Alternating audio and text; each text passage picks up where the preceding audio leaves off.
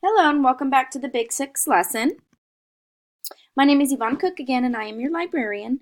The purpose of this lesson is to introduce you to the steps of the Big Six process. I've created a handout for you that consists of graphics and words that will remind you of each step, its name, and what you would do. There are 5 resources that are available at the bottom of the handout, and those have links to handouts, websites, and YouTube videos. And all of this is all together on the blend space. So step 1 is task definition. And so you'll ask yourself, what's the task? Here you define the information problem, and then you identify the information needed. Step 2 is information seeking strategies. So you're going to ask yourself, what are some sources?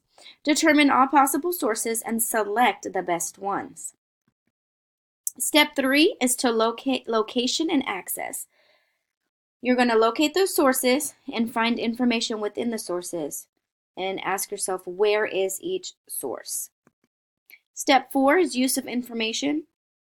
You're going to engage, hear, read, view, touch, and extract relevant information. So you have to determine which information is useful.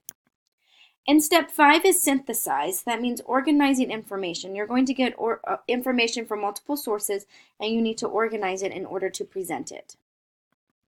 Step 6 is evaluation.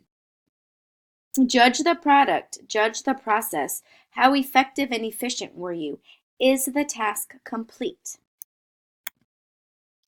So all 6 of these steps are the steps that you're going to use while conducting the research or solving any information problem. Remember, there are 6 steps. They do not have to be done in order. You're allowed to use your handout that was created.